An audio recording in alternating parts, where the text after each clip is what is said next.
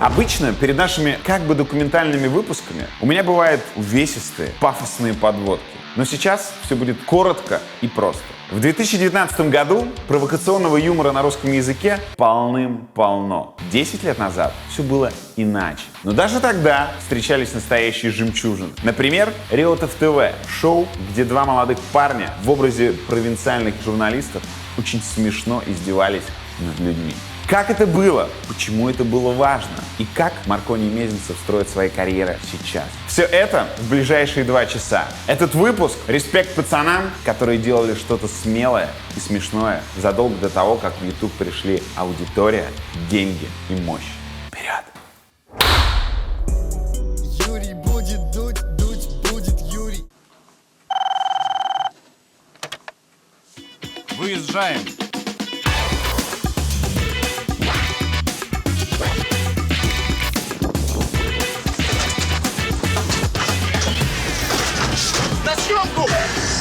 Знаешь, что странно? Да. Когда я еду в такси, и как бы я все еще считаю, что я молодой. И это так и есть, посмотри на меня. Вся жизнь впереди. Хотя тебе 37 уже. 36, подожди, не торопи. Хотя, может, вы монтировать будете 3 месяца, кто знает, уже будет 37.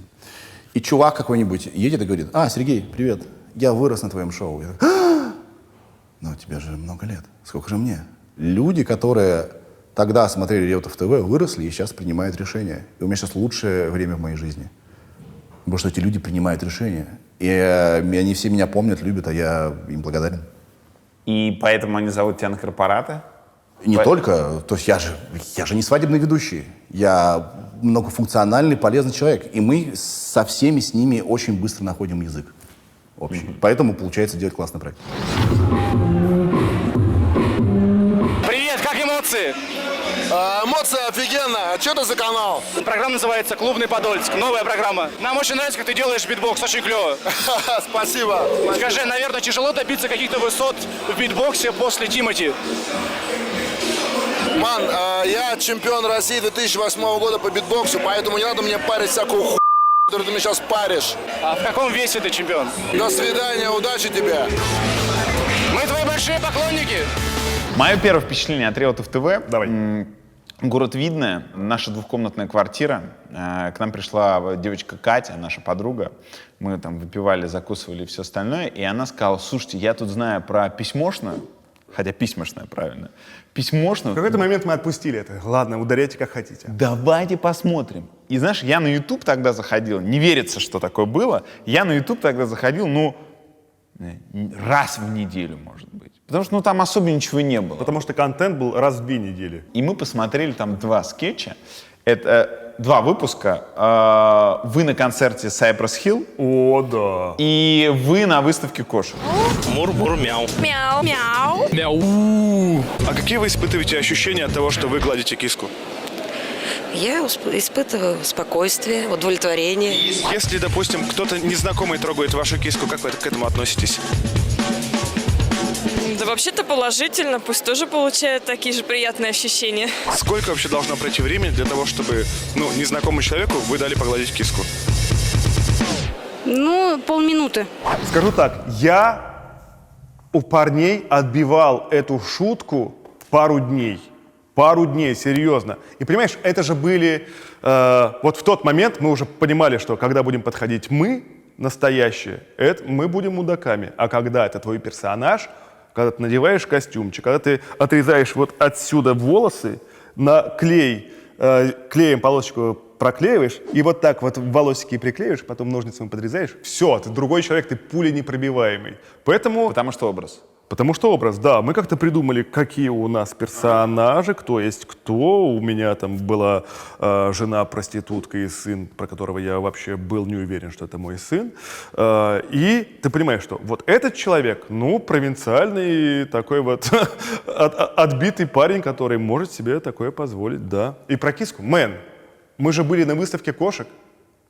Вопрос про киски, он был очевиден. О чем думал ты? Вот вопрос. Я просто ржал. В 2019 году подходят люди: киски. Ты такой: да, привет, да. Не только мне запомнилось. Да, это такой был стопер. Да. И стопер То есть запоминалка для уха. Типа, о, киски, да. У вас, не помню, в каком сезоне, у вас же были съемки даже на Селигере. Нашисты, все дела, троллинг и прочие штуки. Как реагировало руководство, комиссариат этих людей после? Я помню, мы очень сильно переживали, что что-то пойдет не так. Что за папу схватят? Да, но, по-моему, всем было по барабану. Было такое, что любая огласка хорошо, даже типа стебная. В тот, кстати, день, когда мы сделали сюжет и уехали, там был такой ураган, что все нахер снесло. Есть какая-то связь? Я думаю, да. Драматическая. Это была другая страна. Говорил ты про тот период. Yes. Коротко, в чем она была другая? Она была внешне и внутренне другая. А внешне, пожалуйста, пример. Всеволод Чаплин сидит в гостях во втором сезоне Реутов ТВ, и я просто выношу ему мозг. Если кто-то не в курсе, главный спикер Русской Православной Церкви в тот момент. Мы объездили все церкви и все секты, да? Мы не желали зла никому, мы хотели пошутить. И мы не думали, нам пиздец.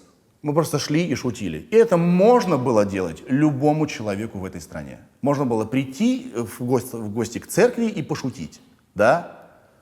Плохо себя вести нигде не надо, в том числе в церкви. Но если ты по-доброму хочешь пошутить, пожалуйста, ты мог туда идти. А сейчас вряд ли ты это сделаешь. Ты подумаешь, вау.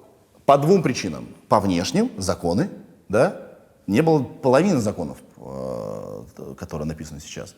И по внутренним все были свободнее. Это реально была другая страна. То есть, опять-таки, вот почему нам повезло появиться тогда, мы могли сделать, что захотим, и все понимали, что это юмор, и никто не обижался. Сейчас дай только обидеться. И плюс очень много внутренних самоограничений. О, не поймут, даже если поймут. Человек все равно сначала 3 раза подумает, не поймут, нет, понимаешь, да? То есть законы, и внутри человек еще сам себя фигачит. Хотя иногда можно и сказать, что хочешь.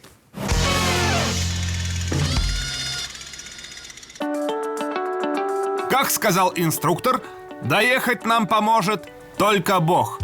Что ж, отправимся к его официальным дилерам. Христос воскресе из мертвых, смертью смерть поправ. Христос воскресе из мертвых, смертью смерть поправ.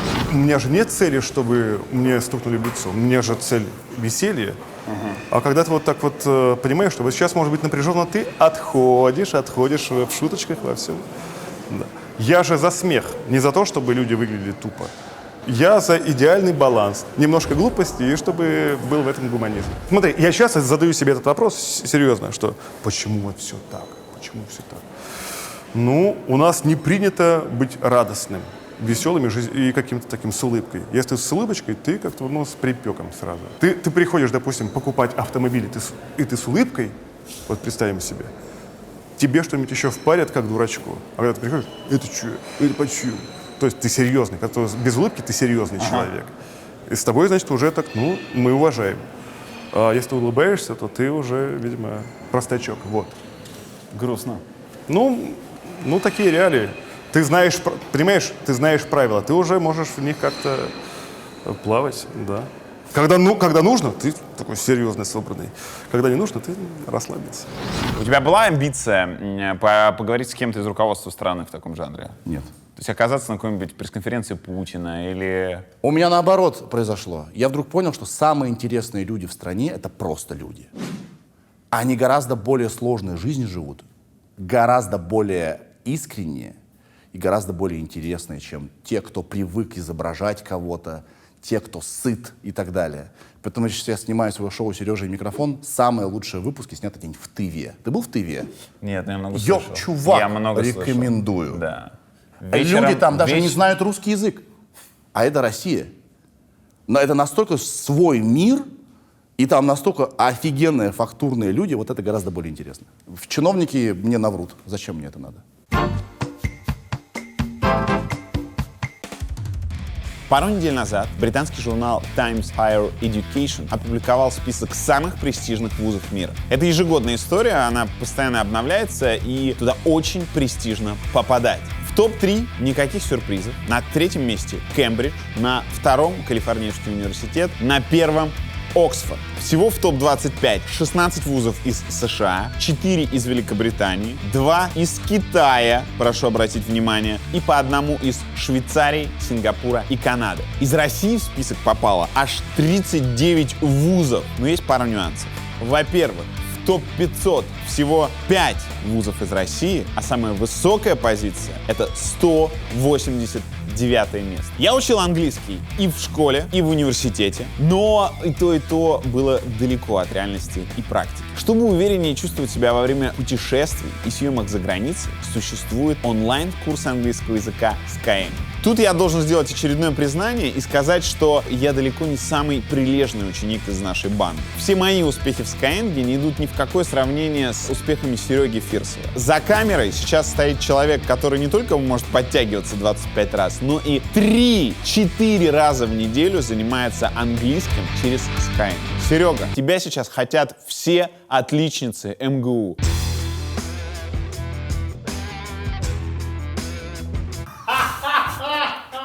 Что? А почему Серега делает так? Потому что ребята из Skyeng взяли лучшие практики зарубежных вузов и применили их у себя. Все занятия в Skyeng строятся через практику. Никакой тупой зубрежки и заучивания. Учить английский через общение с преподавателем гораздо интереснее и эффективнее, чем по учебникам и табличкам. Особенно, когда преподавателя можно подобрать индивидуально и под себя. В Skyeng работает более 8000 преподавателей со всего мира. В Skyeng нет никаких бумажных учебников и перепечаток 50-летней давности. Все обучение максимально технологично. Is she doing this project with us? Десяточка!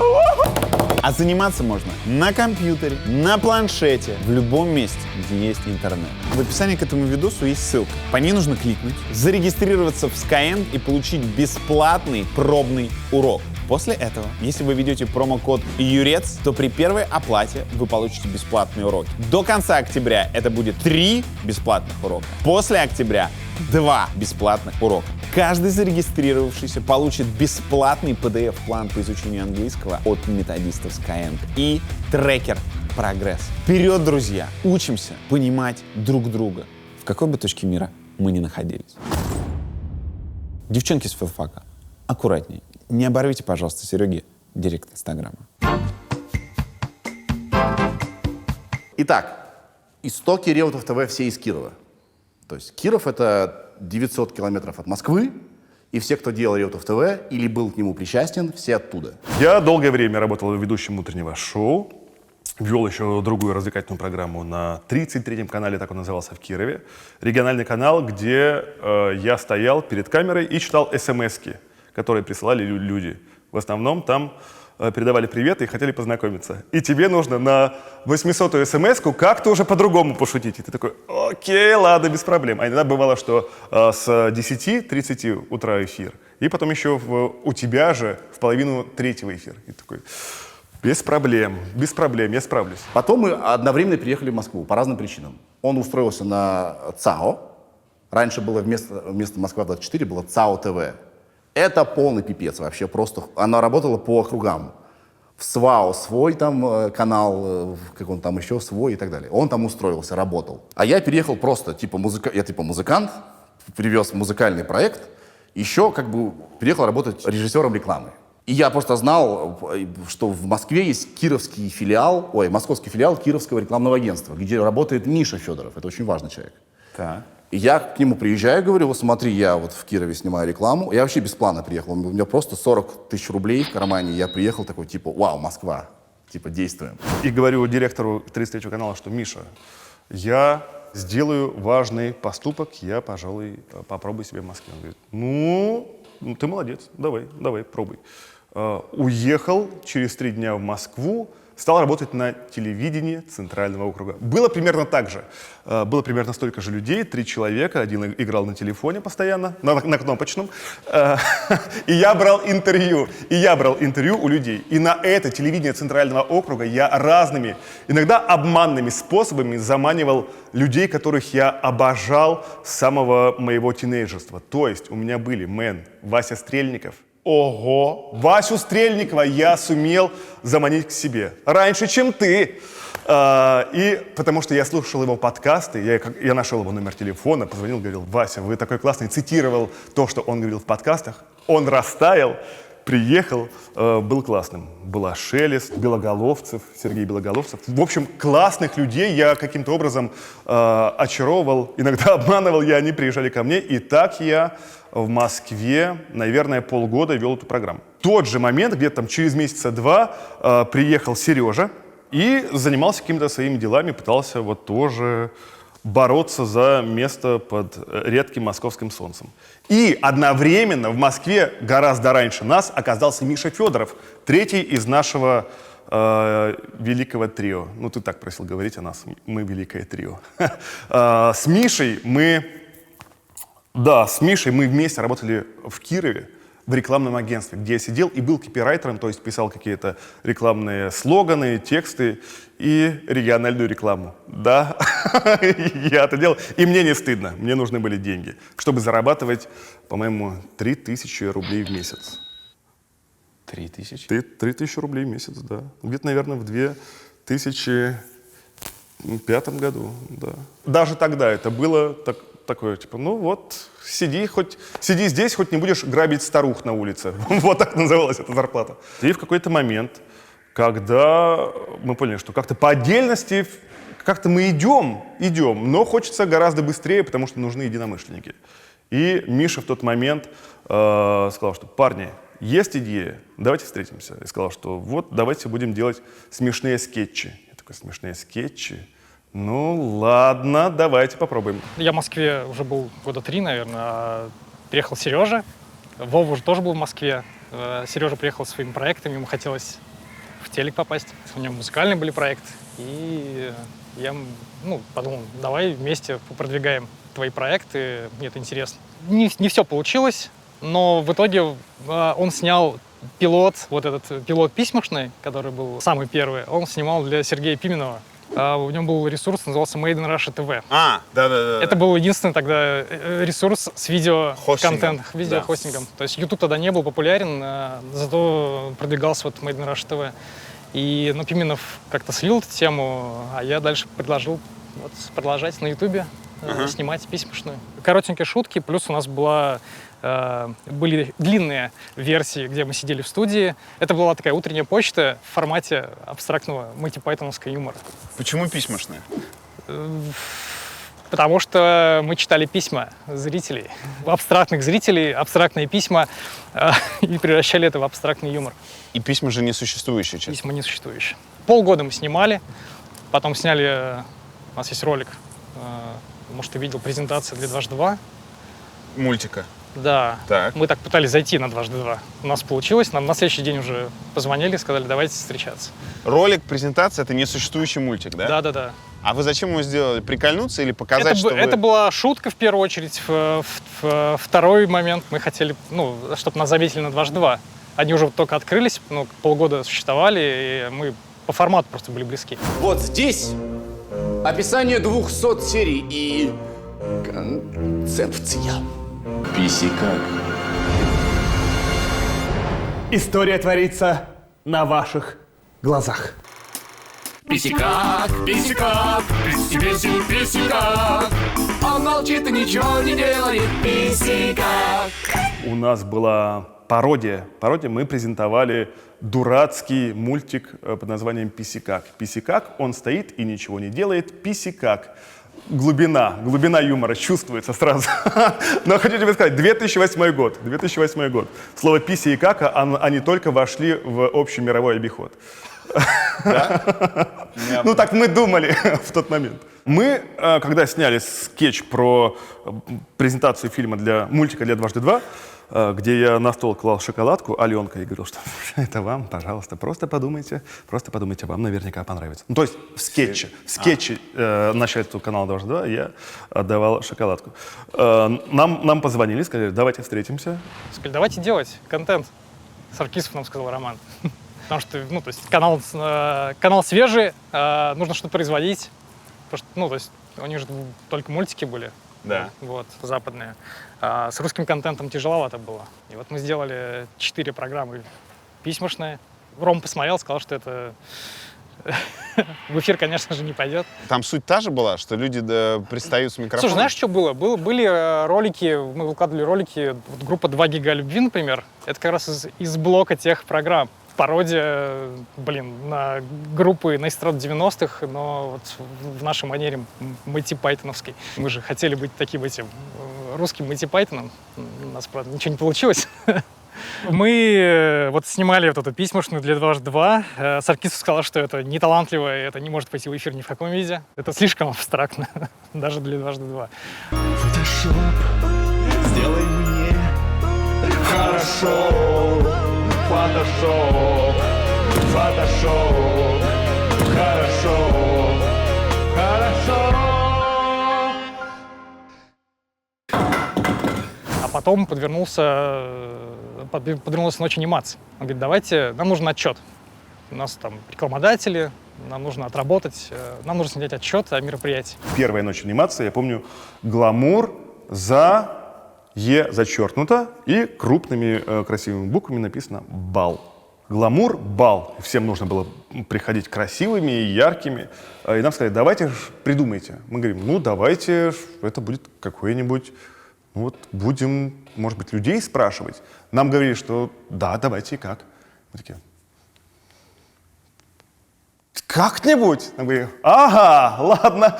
Сказали, давайте возьмем паузу на пару дней. Потом нам позвонили и говорят, давайте вы будете у нас какими-нибудь журналистами, условно провинциальными журналистами. У нас в тот момент было такое, провинциальные журналисты.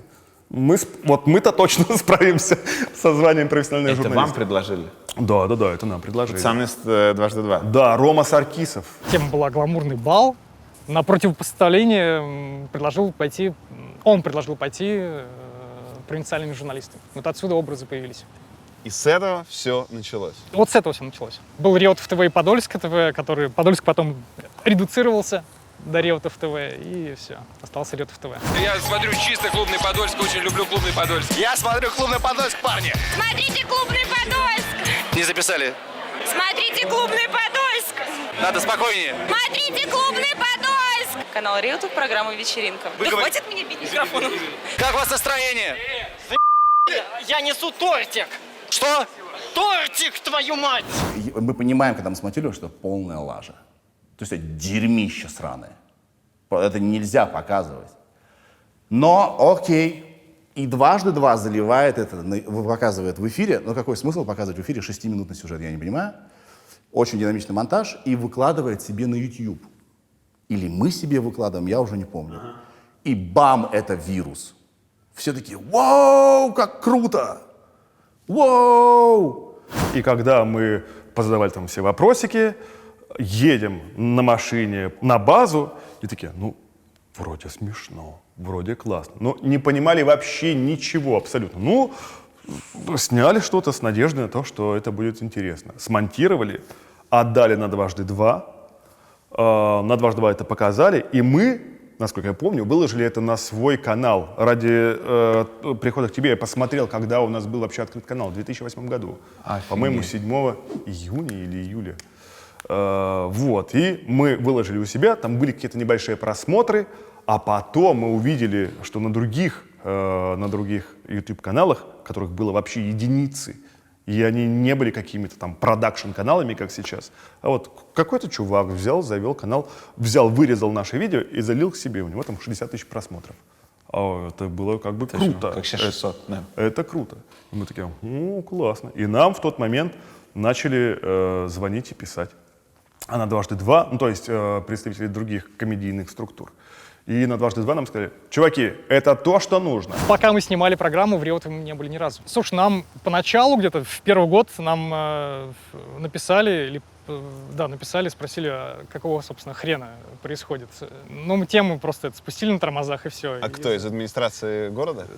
Нет, из канала Реутов ТВ, по-моему. Есть такой канал? Да, есть такой канал. Вы сделали вид, что не получили сообщение. Мы как-то... Я не помню, что произошло, но тему мы замяли. А потом уже, когда мы стали так заметны, они уже прям, по-моему, даже уже от администрации звонили и просили, то есть как-то с нами посотрудничать. Юрий будет дуть Мы приехали в город Улан-Удэ. Нам по сценарию, это 3-й сезон, путешествие Реутов ТВ на желтой Ладе Калине. Вначале у нас должно, кстати, было быть просто роуд-трип. Но перед нами проехал Владимир Владимирович Путин, и мы все на желтой Ладе Калине. И мы все еще думали, вот у нас будет роуд-трип просто на машинах. Я помню утро, когда я пришел, говорю, чуваки, мы едем на желтой Ладе Калине. Ну вы чего? Вот месяц назад проехал. Нам нужна желтая Лада Калина. Все таки, о, да, круто. Нам нужна желтая Лада Калина. И мы оказались в Улан-Удэ, звонили во все проститутошные, которые только есть. Обзвонили кучу мест. У них там были то ли какие-то проверки или еще что-то. В общем, я позвонил в баню. Сказал, что, знаете, вот мы вот здесь, и хочется утех. Ну, знаете, сейчас этого нет. Ну, ладно, для вас по специальному тарифу что-нибудь найдем. Беременная проститутка. Моя гордость. Я не хочу вас обидеть, у вас живот. Это вы беременные? Да. Беременные? Да? Немножко. Чего себе? А какой срок? 6-й. Ага.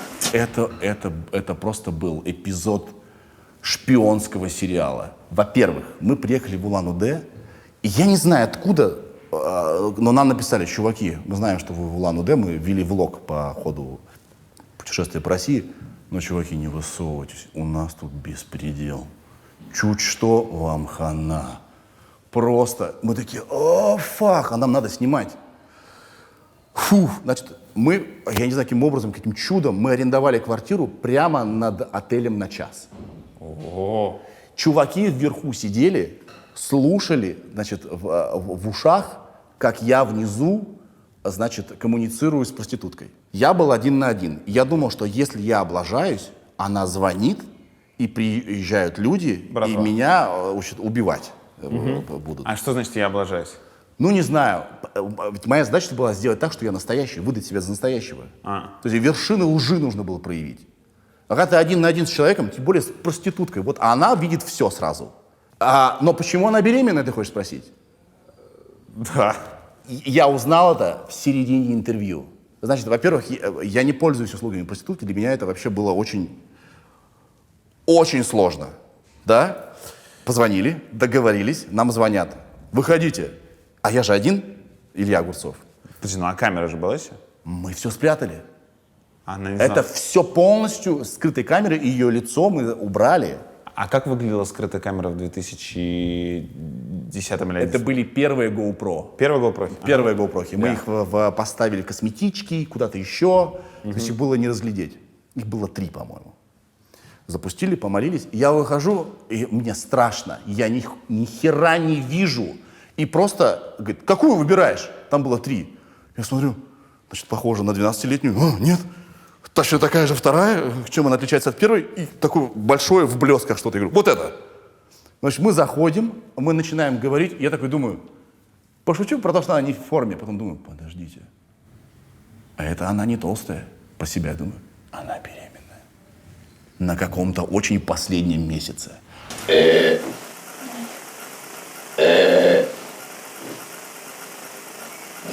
А Илья Огурцов, мой персонаж, по сюжету у проститутки, значит, любовные советы спрашивает. Как себя вести в первую брачную ночь и так далее. И потом я понимаю, что и она боится, потому что я выгляжу как серийный маньяк-убийца нахер. То есть боялась-то она. И она все время на часы смотрела. Там у нее, она положила так телефон, чтобы было видно. Видимо, уже отработанный у нее такой способ смотреть, сколько времени. Она все время на них смотрела. Я думал, она сейчас начнет рожать от страха. Когда я встал, значит, раком и говорю, ну, покажите, как нужно брать женщину. Вы мужчина, я женщина. Я думал, что она сейчас родит. Испуганы были все. Но все обошлось. И, как оказалось, чуваки ни хера не слышали наверху. То есть, если бы что-то пошло не так, они бы не приехали, не спустились бы. Чуваки твои. Наши. Из Реутов ТВ, да. Бабушка говорила, и в книжке я читал, что там у женщин у некоторых зубы есть. Ну, прости. Ну, зубы прямо. Точно? Конечно. Ну, у некоторых, не у всех. У вас есть? Вот я, Светлана. Как мне действовать? Покажите. Вы лежите, да? Ага. Вы вот так вот она делает. Ага. Какая самая классная поза? Задом мне нравится. Вот такая, да? Задом. Нет, почему вы-то задом? А Я как? задом, а вы передом. Ну, слушай, она же, ну, как бы действующая единица сферы наслаждений. И выбрала, что, ну, видимо, она может работать. Ну, блин. Я не знаю, что там на видео, что там было на самом деле. Возможно, мой коллега затыкал камеры и ставил на паузу. Но по видео, во всяком случае, там никакой близости не было. Как так вышло, что она беременна и практикует? У нее есть бойфренд, как оказалось. Это от любимого человека ребенок. У нее есть любовники и работа. Я просто охуел тогда. Думаю, вот этот человек умеет жить. Я не видел это, когда это выходило. Я увидел сейчас, пересматривая выпуски, и просто визжал, как вы развели экстрасенсов. О, чувак, Если- это моя гордость, конечно. Если коротко. Наша. У нас с собой есть одна интересная вещь. Это один экспонат из Минералогического музея имени Ферсмана. Мы не будем вам говорить, откуда именно этот камень. Мы хотим, чтобы вы просто почувствовали и рассказали нам, какая энергия в нем таится. Хорошо? Вот мой коллега Анатолий Шмель сходил и взял его. Да? Ты ведь не забыл его взять? Нет. Вот, пожалуйста, принеси.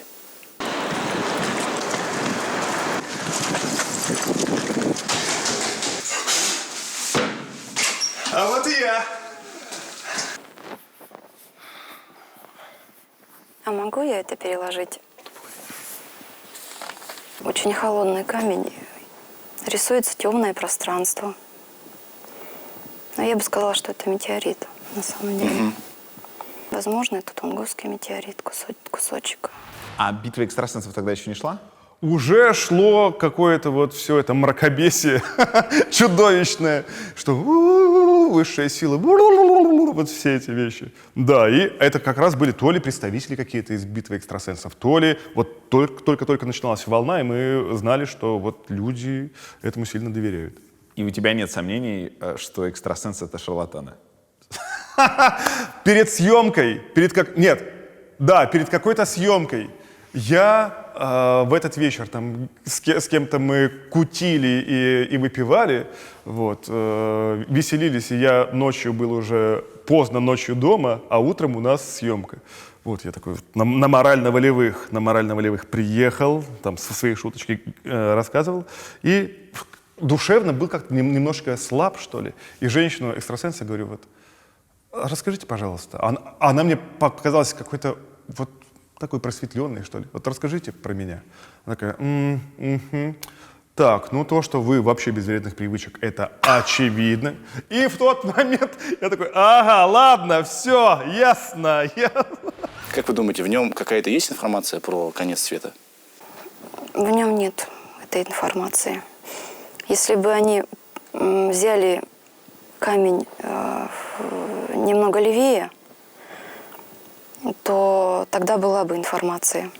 А географически какое это место? Может быть, вы даже на карте покажете? Это у нас где-то в районе... Давайте на камеру Вот покажем. эта часть, по-моему. Вот из этой части России, да? Да. Удивительно. И у нас было 3 сезона снято, и они все очень сильно разные. Мы в них очень сильно разные, и разные задачи ставились. Но я больше всего люблю середину 3-го сезона, эпизод Ильи Огурцова на пляже в Новосибирске. Вот там я сам поверил, что я Илья Огурцов. Потому что я уже, это был 30-й или какой-то день поездки, я уже ни черта не понимал. И когда я видел вот эти вот стеклянные глаза моего собеседника, я вообще забыл, кто я, где, я думал, что это я, Илья Огурцов. Рядом со мной мой новый друг. Кто тебе сказал, что я твой друг? Все люди друзья друг другу. Ага, еще и мальчики читаем. Давай, поехали. Здравствуйте, как ваше Ты настроение? микрофон-то включил? Да. Журналист, Тебе сколько лет? Мужчина, Век живи, век учись. Кого? Век живи, век учись? Да, конечно. Конюшня, твой дом родной. Слушай, ну это же фейк. В смысле? Ты хочешь сказать, что Ни вот разу этот гопник... в Реутов ТВ не было фейков. Легко это доказать. Возьми и договорись с кем-нибудь, что сейчас будет смешное интервью. Ты получишь такой кал. Я бы рад договариваться с людьми был бы. Потому что не пришлось бы там краснеть, волноваться и так далее. Но получается шмат говна. Поэтому ты идешь и добываешь живое. Но он там странно себя вел. Потому что он пьяный. И потому что он странный. Потому что Россия, бро. Потому что пляж городской, Новосибирск, лето. Чего ты хочешь? Скажите, пожалуйста, почему Новосибирск лучше, чем остальные города, и почему Россия лучше, чем другие страны? Потому что это Россия. Держава, бля. А ты кто? Просто напомню быстро, что Илья Огурцов идет стрижется, потому что жарко. Плюс лето, он же решает искупаться, идет купаться в местную речку, не знаю, как называется.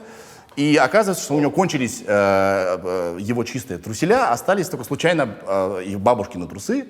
И он думает, да какая разница, срам прикрывает и все. И значит, этот вот идиот, белый абсолютно, только что ужасной прической сделанный, в дамских труселях купается. Все, конец эпизода в наших головах.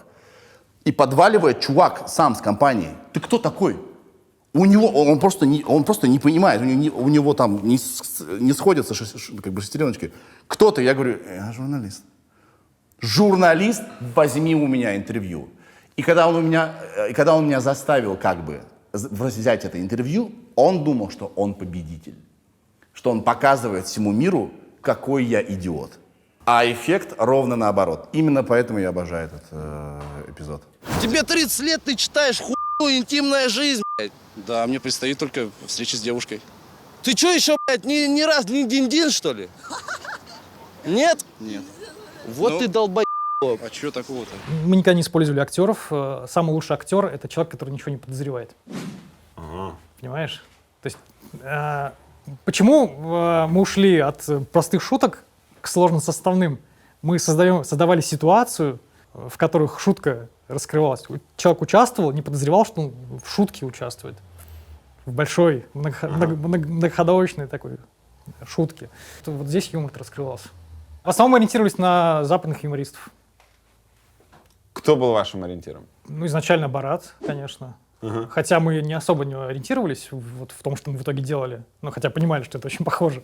Но искра от него Искра от него пошла, да. Когда, где и как ты узнал о Саше Бароне Коэне? Хороший вопрос. Это было в Кирове, наверное, когда я еще жил в Кирове перед переездом в Москву. Вышел Борат. Я посмотрел первый раз, я вообще не понял, мне не понравилось. Через какое-то время посмотрел снова и понял, что это самый смешной фильм, что я смотрел в жизни вообще просто. И мы, я помню, сидели то ли в какой-то звукорежиссерской и смотрели впервые фильм Саши Барона Коэна «Борат». И это было просто каким-то невероятным откровением. Когда он в номере пил из унитаза, мы понимали, что окей, это наверняка там все почищено и все такое, ну блин, и уровень стёба и какой-то жесточайшей сатиры поразил. И вот я, конечно, был под большим впечатлением. Усы, конечно, и пиджак носил не я, но да, он, разумеется, повлиял отчасти, да, своей гонзо журналистикой и шоу, которое было еще на MTV, «Борат», где у него были многосоставные образы, где у него был Али Джи, и фильмы потом были еще с Али Джи. Ведь он же вдохновлял вас на всю эту движуху.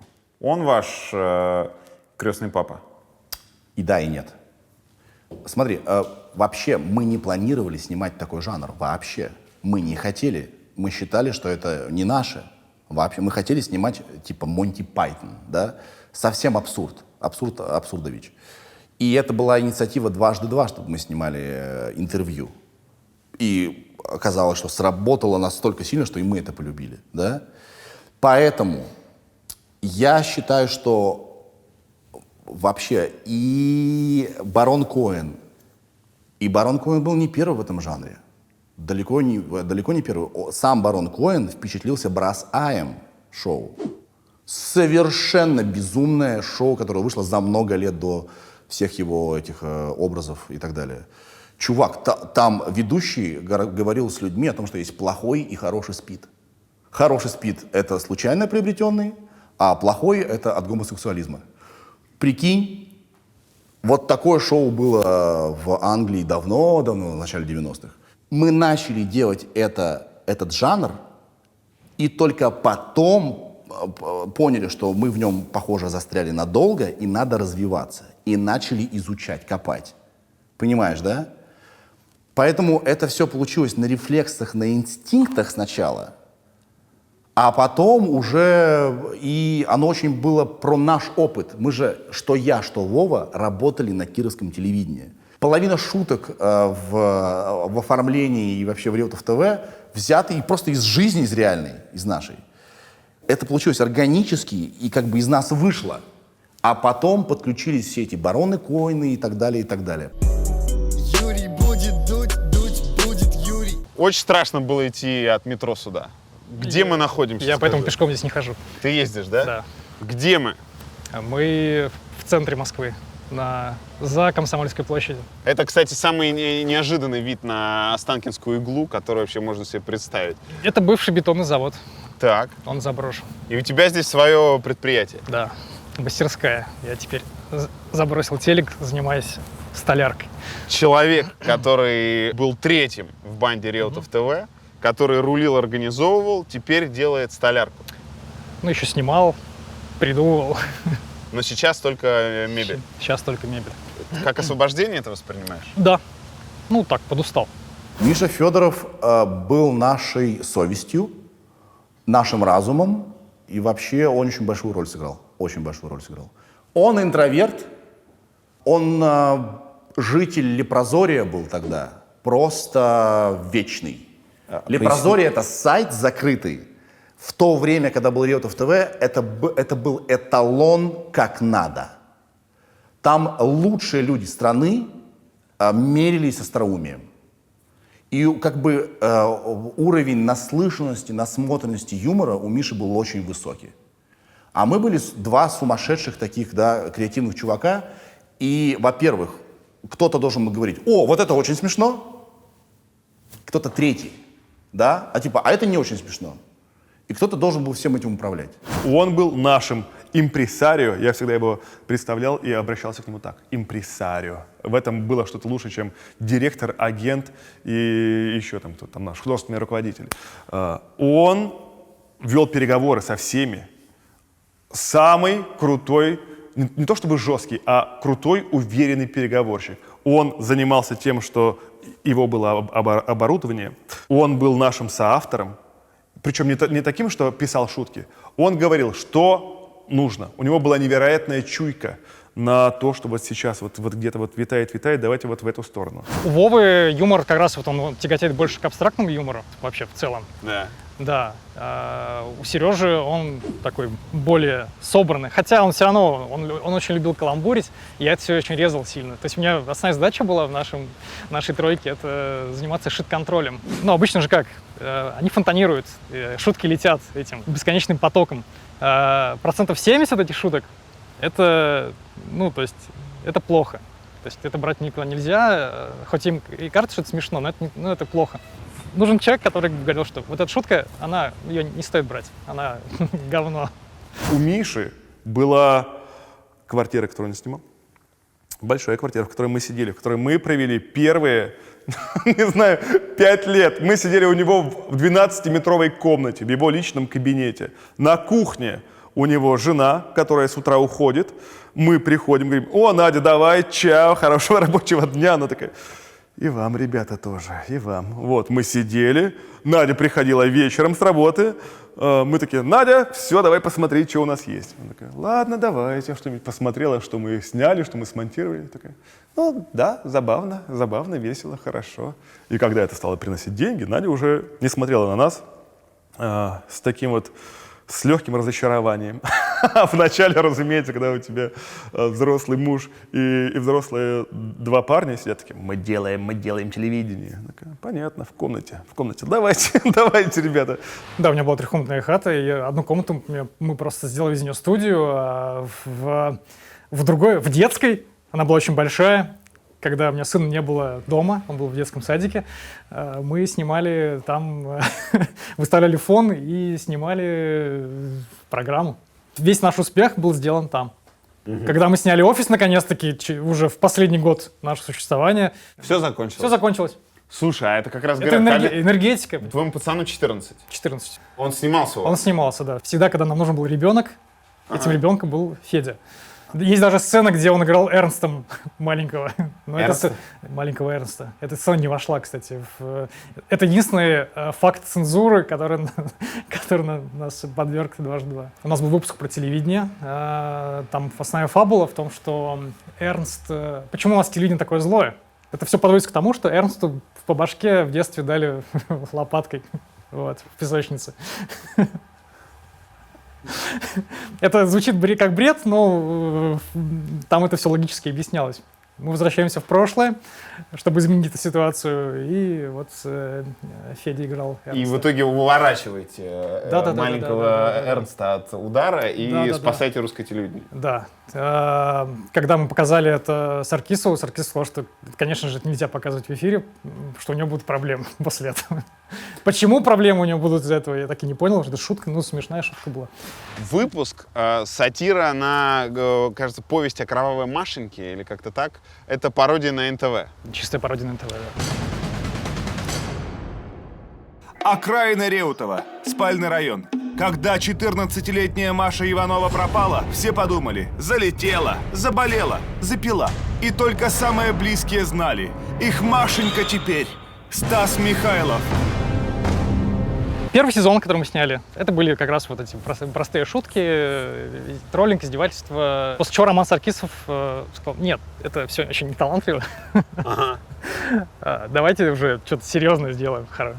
Дал нам в помощь Колю Никитина, это бывший редактор центрального телевидения на НТВ. И он нам всю кухню вот как раз разжевывал интенсивно. Шаблон показал. Он показал нам шаблон, мы еще встречались с другими НТВшниками, и они нам объясняли вот какие-то вот фишечки, которыми они работают, как они это делают. Ну вот мы взяли основные шаблоны и по ним начали строгать выпуски новые, вот эти расследования. То есть это фактически пародия вот вся на НТВ. То есть все выпуски — это пародия на НТВ. Мы брали абсолютно идиотскую тему и как мы максимально его выворачивали. Мне кажется, вот то, что у нас было пародией, сейчас это обычные выпуски на телеканалах. То есть сейчас таким уже не удивить. Покажи этот выпуск, и все, ну да, это правда. А как вас зовут? Али. Али? Да. Али, а не из мяса ли младенцев сделаны ваши кровавые чебуреки? Частную собственность снимать нельзя. Что вы замалчиваете? Вам есть что скрывать? Мне нечего скрывать. Тогда мы можем поговорить об этом. Вот примерно так. Мне тогда 2 чебурека. Что ты понял про Россию после того, как отмотал эти 44 дня на Калинью по России? Слушай, мы из Кирова все вышли. Киров не лучшее место, поэтому оттуда все уезжают. Вот вся Россия, в принципе, это один большой Киров. Куда бы мы ни приехали, это был везде Киров. Каждый город, любой, независимо от размеров. Единственный город, который отличается, это Москва. То есть поэтому ты не ощущаешь Россию, сидя в Москве. Как только ты от нее отъезжаешь, ты сразу же вот в какой-то такой, на другой планете оказываешься. Вот это твоя мастерская, да? Это моя мастерская, да. Что вы здесь делаете? Слушай, мы с Димой придумали направление «Современная этника». То есть мы берем старенькие древние орнаменты азиатские, американские, русские. Русские недавно разработали орнамент. Делаем их в изделиях для современных интерьеров. Тебя это кормят? В принципе, да. Сейчас уже да. То есть был период, когда было тяжеловато, потому что все уходило в реинвестиции. Нужно все время вкладываться, чтобы получать отдачу какую-то. Сейчас уже такой, уже плюс наконец-таки пошел. А ты сам здесь строгаешь? Или ты как просто владелец этой... Сам. Нас всего 2.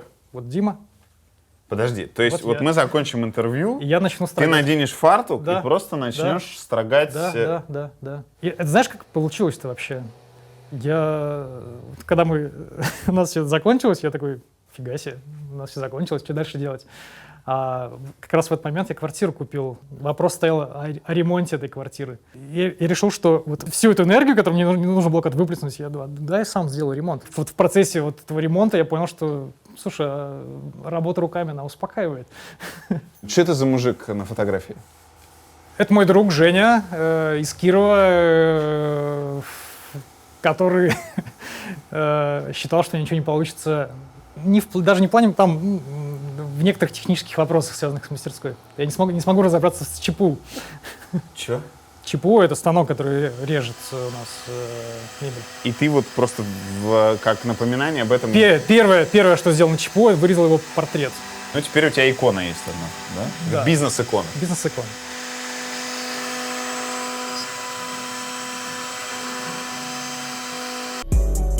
Юрий будет дуть, дуть будет Юрий. Почему все закончилось? Ну смотри, мы снимали 3-й сезон. Мы должны были снимать фильм в Америке. У нас была 2-недельная командировка в Америку, когда мы написали сценарий фильма. Мы ездили вместе с Колей Куликовым, с ним мы и писали сценарий. В тот момент восходящий сценарист, которого очень любила компания Central Partnership. Она же была в коллабе с «Дважды два». И сказали, вот вам Коля. Коля умеет. У вас шутки, у Коли драматургия, у Коли тоже хорошее чувство юмора, все получится. Мы написали сценарий, проехали 2 недели по Америке, посмотрели, что как, потому что мы как-то не были в Америке. И потом как-то постепенно начало все затухать. Одновременно на «Дважды два» мы делали программу, когда писали еще сценарий, делали программу «Модный девайс» про гаджеты. И когда мы это делали, опять же в образах Алекса Бентли и второго персонажа, я не помню тоже, и Виктора Делюкса, мы понимали, что мы стебно озвучиваем и описываем гаджеты, а это уже как-то постепенно стало появляться в интернете. Мы такие, блин, мы как-то не для этого все затевали, чтобы потом делать на «Дважды два» программу про гаджеты. Как-то это вообще не серьезно. И от этого у нас энтузиазм как-то угасал. А когда фильм уже было понятно, что там отвалились одни там люди, одна группа сменилась, там режиссер отпал, там еще чего-то, поняли, что а этот корабль как раз начинает уверенно идти к самому днищу. Вот, и в какой-то момент есть, короче, 2 версии. И в какой-то момент официальная версия.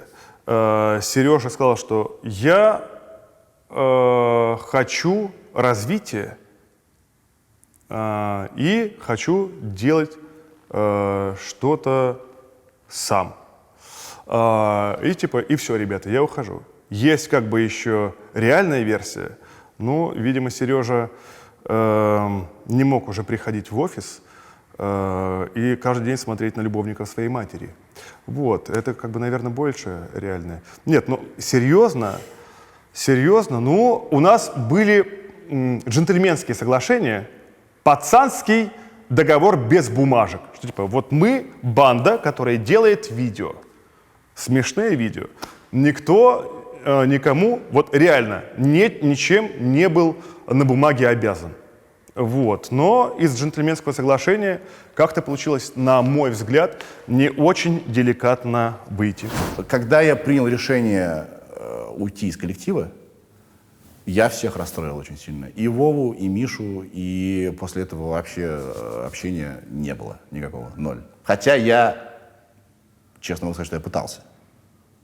Вот. Что пытался? Ну, выйти на какое-то общение. То есть, да, я больше как бы не в составе коллектива, ну и что, у нас же есть прошлое, все дела, но как-то не получалось никогда. Когда и как ты решил выйти из коллектива? Это был странный год, вот такой. Тут нужна полная картина. Давай. И мне кажется, если ты спросишь у Миши, когда и как я решил выйти из коллектива, ты получишь вообще другой ответ. И, скорее всего, он тоже будет правильный. Я не знаю, как они это видят, я с ними не разговаривал. Итак, моими глазами ситуация. Мы сняли 3-й сезон «Реутов ТВ». Мы его выпустили. Мы были горды, пипец. Мы оставили открытый финал.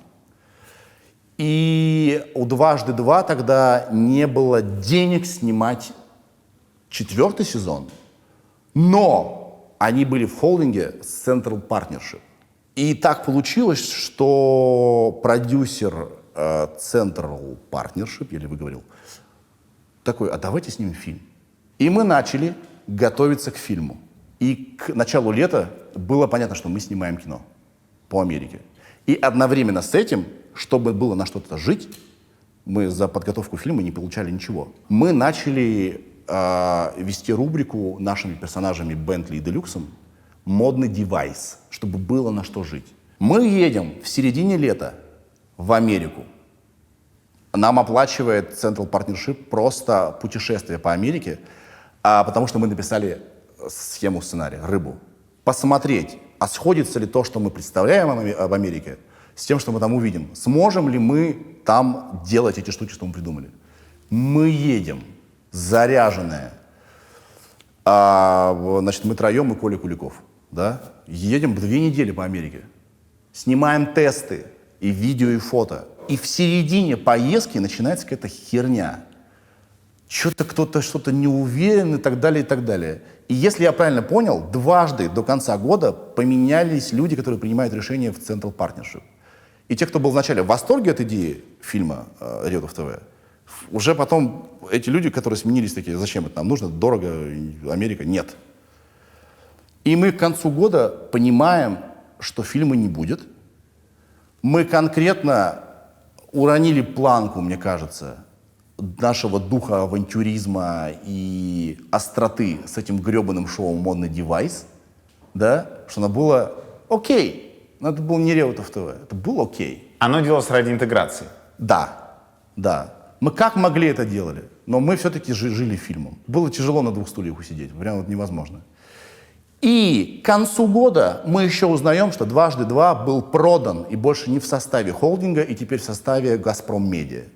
И нам прямым текстом говорят, чуваки, у нас даже бюджета нет, мы ничего не можем вам заказать, вообще, сорян.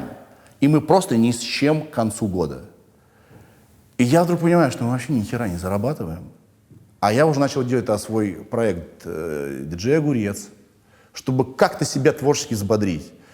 Начал снимать клипы, что-то где-то участвовать. Я вдруг понял, что мы мало зарабатываем и делим это на 3, а я хочу уже наконец-то поесть нормально, да? И я принимаю решение, что мне надо самому дальше двигаться, потому что мы творчески застряли, и отношенчески стало не ладиться, да? Все, как бы я понял, что надо выходить и быть самому одному. Вот и все. Я после какого-то сюжета я сказал, чуваки, я хочу быть один. Как ты объявлял? Мы сняли какой-то сюжет Алексом Бентли и этим Виктором Делюксом. Какой-то проданный тоже, или что-то там такое. По-моему, для модного девайса как раз мы это сделали. И я еще днем понял, что я скажу чувакам. Значит, мы сели в машину после сюжета. Я говорю, чуваки, такое дело, я теперь один. Это был пиздец. Все такие... Я такой... И вроде нормально поговорили потом, да? Ты кого-нибудь бросал? Да. Представляешь, это чувство? Ты говоришь человеку, что, кстати, прости, не получится. Было погано, паршиво, но что делать? Окей. И мы поговорили тогда нормально. Ну, типа, давай, если будут какие-то проекты. Я говорю, да, конечно, давайте делать что-то вместе, если будут какие-то проекты, я окей. Но, чуваки, я хочу уже... Мы ни хера не зарабатываем. И вроде как не будем. Зачем нам втроем держаться? Я хочу один. Вот. И после этого просто штиль. Помню, Вова заболел через некоторое время, и я ему пишу, чувак, надо что привезти и так далее. Он очень жестко мне ответил, я понял, что он не хочет общаться. В общем, и после этого мы не общались ни с кем.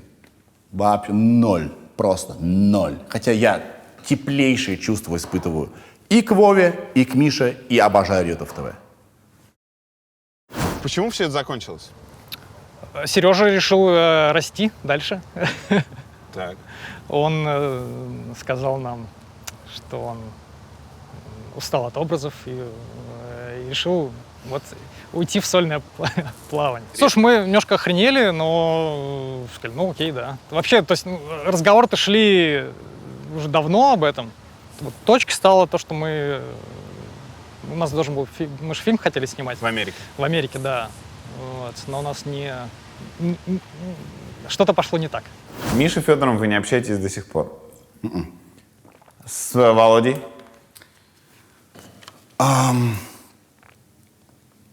Периодически видимся, но встречи такие, знаешь, похоронные. Да? Блин, все ушло. Мы вообще нифига не зарабатываем. Попробуй вспомнить, сколько... Я почему-то помню, что мы зарабатывали раз в год. То есть нам, допустим, канал «Дважды два» заказывает сезон. Он нам платит денег, чтобы мы произвели, значит, этот сезон. И что-то нам еще осталось. Я 3 года подряд раз в год получал деньги. Когда ты делил это на 12, то примерно сколько это получилось? На что это хватало этого? Да ни хера вообще не хватало. Просто... Снять квартиру хватало? Да. За сколько я? За 25 снимал, да, что типа такого. О, я очень бедно жил, чувак, я так бедно жил, это невозможно вообще, просто пипец. А у меня тогда была жена. Фак, нет, это было... Но я понимал, что мы делаем что-то офигенное. И я понимал, что не обязательно сейчас заработать. Даже во время вот нашего путешествия по России я понимал, что я просто сейчас теряю здоровье здесь. 43 дня подряд ехать шутить невозможно. Это было очень тяжело. То есть я теряю здоровье, но понимал, что я что-то делаю прикольное. И вот как мне подсказало, значит, мое чутье, мне до сих пор Реутов ТВ помогает. Но в какой-то момент нужно было просто идти зарабатывать деньги, и то, на что мы работали, чтобы оно уже работало на нас. Да, я в тот момент, пописывал какие-то шоу, программы, вел мероприятия, путешествовал. Потому что, как-то были мани. Были мани? Да, конечно. В смысле, они появились, или ты их зарабатывал так? Нет, я зарабатывал. Мы все-таки работали на телевидении, довольно на нишевом канале, но я там вел какие-то там свадебки, еще там чего-то. А так как ты работаешь на телевидении, у тебя все равно неплохие гонорары на сопутствующих и параллельных работах. Мезенцев говорит, что наоборот, он просто хотел денег. И он не мог уже тянуть историю про Реутов ТВ, которая скорее про энтузиазм была и про движуху, чем про деньги. И одна из причин, почему он ушел, была в том, что он просто хотел зарабатывать и развиваться сам. Развиваться, разумеется. Хотелось отойти от образов Реутов ТВ, чтобы продолжать их эксплуатировать в 2019 году. Это развитие. Наверное, это оно. Как ты жил в 3-м сезоне? В 3-м сезоне Да. я жил неплохо. Я купил себе машину. Да. Снимал квартиру, откладывал деньги. Нормально жил, отлично жил. Ел, пил, ездил путешествовать. Чувствовал себя хорошо. Это были очень небольшие для телевизионных мерок деньги, но мне их хватало вполне. Возможно, так как я не был в тот момент и женат, и еще там не было каких-то других обязанностей материальных, я чувствовал себя легко. Возможно, у Сережи, из-за того, что была жена и там еще что-то, возможно, это было причиной того, что нет денег. Мы росли, мы денег зарабатывали все больше и больше. И, то есть это был полномерный рост. Это не взрывной рост был. Конечно, мы не проснулись в какой-то момент, и мы не осознали, что мы миллионеры, но мы росли постоянно. И вы не как ободранцы жили? Нет, мы не жили как ободранцы. То есть вот история, что в жизни Сергей Мезенцев должен ходить так же, как ходил Илья Огурцов? Нет, конечно, такого не было. Это было, знаешь, когда? Это было в самом начале, когда мы делали первый сезон, и тогда мы ничего не знали о ценообразовании, сколько это стоит, мы просто это ради фана делали. Мы только постепенно начали повышать стоимость своих выпусков. А вот первый сезон мы его просто сделали, нам заплатили, а дальше был простой, мы остались без денег. Вот это был такой момент. Это было слишком давно. Весь бизнес был таким образом, что вы производители, да. Вы все производите, канал у вас покупает, и вы делите эти деньги на троих. То есть у нас же еще были параллельные проекты. То есть мало того, что были параллельные проекты на канале, которые им чисто коммерческие, на которых мы зарабатывали, Сережа с Вовой еще постоянно корпоративы вели. То есть у них проблем в этом плане с деньгами не было никогда. То есть они свою популярность монетизировали как могли. Пару месяцев назад вы снимали «Лигу плохих шуток». Мезенцев против Маркони. Это была идея Гудкова. И это единственная «Лига плохих шуток», которая не вышла. Да. Почему? Я могу отшутиться, Могу сказать ситуацию своими глазами, и это будет выглядеть как претензия и так далее. Ну, зачем? Я слышал, что просто, вообще химия не сложилась. Это было не смешно, напряженно и плохо. Был ряд фатальных ошибок. Ошибка номер 1. Мы были там как Сережа и Вова. Сережа и Вова не общаются особо друг с другом. А это шоу, где люди приходят и на классном настроении говорят любую хуету. И любая хуета, из-за того, что есть клей в виде классного настроения, залетает. Да? Мы не общаемся, и как бы мы бывшие друг другу, да? Мы такие гетеросексуальные бывшие друг другу. И насколько я понял, опять без обид, это ситуация моими глазами. Может быть, не так. Вова пришел на войну, доказать, что он лучше. Я пришел дружить на похуизме. Типа, круто, класс, я рад тебя видеть. И меня там поливали с заготовочками. Вот. И это вторая фатальная ошибка. Значит, разность подходов. Возможно, если бы я пришел тоже на войну, возможно, было бы тоже здорово. Или если бы он тоже пришел дружить, было бы тоже здорово. Третья фатальная ошибка. Авторы шоу всегда пишут шутки. Никто не пишет свои шутки там. Может быть, кто-то и пишет. И авторы написали шутки друг про друга. Не какие-то там, типа, знаешь, почему у машины 4 колеса, почему? А друг по другу, знаешь, почему у Маркони не стоит член? Да потому что он импотент. Ну что такое, знаешь? И что получается? 2 человека не в самом лучшем расположении духа пытаются задеть друг друга очень плохими шутками. И ты смотришь это на монтаже и так...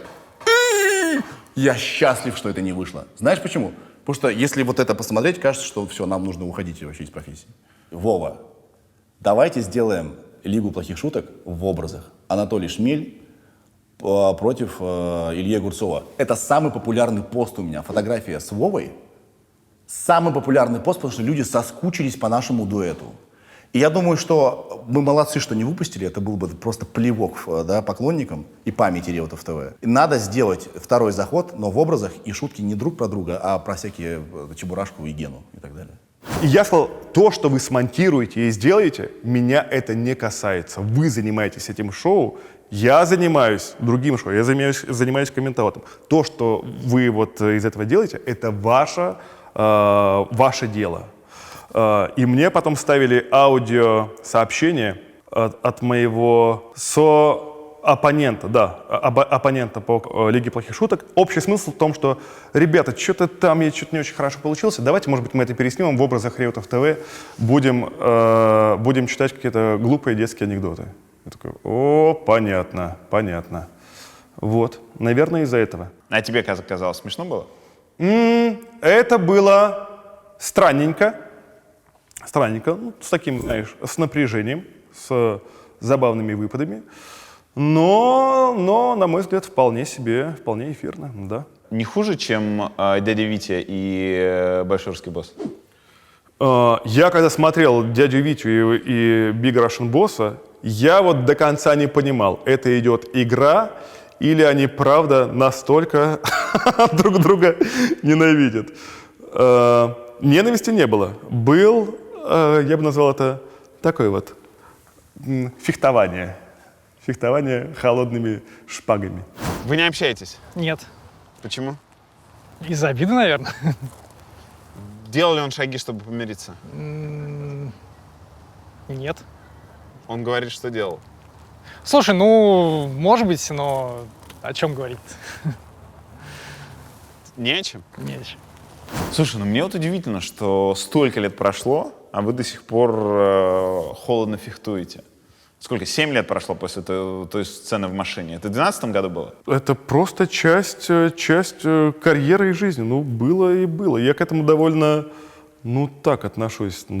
Это прекрасный, это прекрасный этап. Честно, я говорю это максимально искренне. Это замечательно, что это все сложилось и задало для всех невероятный импульс для карьеры. Не было бы Реутов ТВ, не было бы, наверное, ничего. Холод, блин. Как-то, когда, на мой взгляд, я же об этом не разговаривал со своим соведущим, и не хочу залезать в голову, в поисках какого-то ответа. Правда, мне это не интересно. Просто на тот момент, как мне показалось, и не только мне, что это было очень, ну, не по-пацански. И поэтому, а какой смысл как-то поддерживать отношения и дружить дальше? Ну, нет, не хочется. Я сейчас не хочу выглядеть человеком с федерального, прости господи, телевидения. Мне просто интересно. Я не предлагаю никакой аттракцион, драмы или чего-то еще. Что должно случиться, чтобы вы с Мезенцевым помирились? Да ничего, мне кажется, мы можем в любой момент помириться. Я проблемы-то особо в этом не вижу. Ну, пока есть возможность не общаться, мы не общаемся. А если бы он пришел к тебе сюда, там, не знаю, с трубкой мира? С тобой. С трубкой мира. Вот. Ты снимешь, да, подснимешь Мезенцева, как он сюда приходит, и, да, и все обнимаются. Да, ты как бы отреагировал? Что это какая-то НТВшная хуйня? Да, как классной драматической штуки в сюжете. Но как НТВшная? Абсолютно, конечно. Ага. Именно поэтому мы этого делать Да. не будем. Ты же не НТВшник. И я правильно понимаю, что ваше примирение сейчас, оно бы выглядело натужным и да. чисто под наш выпуск? И да, это бы так и выглядело, конечно. Все, поэтому мы... То есть, мы помиримся просто где-нибудь, как-нибудь бесшумно. И это лучший вариант. Конечно. Юрий будет дуть, дуть будет Юрий.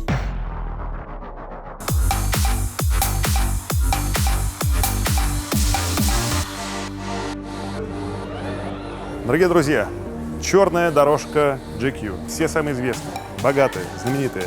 Откуда у них деньги на эти костюмы? Такой довольно легкий, но прекрасный денежный вечер. За это видео ты нам должен 400 тысяч снова. Как обычно? Да. Я что, единственный знакомый человек? А почему ты не в Багдаде? Да, была уже. Я уже откинулась. Побыла. Была нерабочая сторона. Каждая рабочая. У Юры Дудя обе нерабочие. Ничего, как-то снимает. У него и прическа пиздец, так что... Юр, привет. Head and Shoulders, не ошиблись. Готово. Круто. Павел, спасибо большое. Приходите на комментаут. Будете счастливым всю жизнь. Подумайте. У тебя частное мероприятие сегодня. Сколько у тебя таких в неделю? В неделю. В последнее время в неделю по парочке-то точно. Это с приходом камин-аута в твою жизнь. Коммент-аута. Я хочу поправить тебя. Коммент-аута. У меня нет мужа. У меня жена. Коммент-аут называется шоу. Да, и YouTube популярность, она в очередной раз меня как-то на новые волны.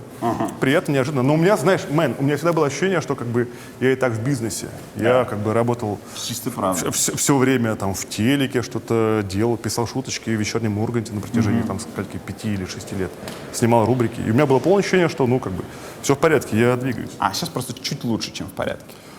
Сейчас, ну да, значительно. И был бы я моложе, было бы мне, там, не знаю, 22 года, меня бы, конечно, повело. А так я, понимаю, что, да, условия крутой работы. Я помню, несколько лет назад, 4 года назад, когда мы с тобой познакомились, у тебя свадьба стоила 150.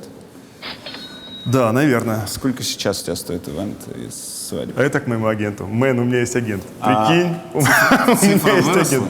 Да, значительно. В разы даже. Ни хрена себе. Да. Но, слушай, поклонники Реутов ТВ, они же растут, и я у многих из них провел дни рождения компаний. Там есть люди, которые добывают всякие недра и говорят: чувак, Анатолий Шмель, давай проведи у меня. И я с большим удовольствием. Я получаю от этого, правда, кайф. Еще и мани, прикинь. Бесплатный ужин. Ну, о чем еще мечтать? Ты доволен, как складывается твоя карьера? Да, я очень доволен, как складывается моя карьера. Я же все время был в индустрии, так это, наверное, можно назвать, в бизнесе. Если я не был где-то лицом, я всегда что-то писал. Я даже поработал с уральскими пельменями. боже мой. Да, да, я скажу, что это самая яркая страница моей биографии. Ну да, я там несколько месяцев сидел там в офисе, все время писал с утра до вечера. Но когда появились там типа, ребята, вот нам нужны шутки про тещу, я такой, все ясно, чао, я пошел. В тот момент как раз уже было предложение от «Вечернего Урганта», поэтому я абсолютно безболезненно и даже с большим плюсом перешел работать на Первый канал в программу Ивана Урганта, «Вечерний Ургант». Тебе нравится делать наркоманию ургантовскую, где ты был ночным патрулем, или как назывался? «Вечерний патруль». «Вечерний патруль», да. Когда ты вот шлепал проказников по попе и все остальное. Во-первых, это весело. И я же чувствую людей. И находясь в такой работе, где нужно общаться, я понимаю, кто есть кто. Я к ним вошел в номер, понимал, что они такие, типа, ну ладно, мы готовы ко всему. Я понял, что это будет смешной бит, и к тому же у нас есть монтаж. Если что-то не смешное, я посмотрел бы на монтаже такой, ну нет, это как-то too much. А гомоэротизм, если уж мы заговорили об этом, позволь, я буду держать тебя за руку, когда мы об этом говорим. Достаточно. Есть же еще в «Вечернем Урганте» рубрика «Красивые слова для прекрасных мужчин». Когда я останавливаю человека, мужчину, говорю, слушай, похоже, шел великан с мешком красавцев.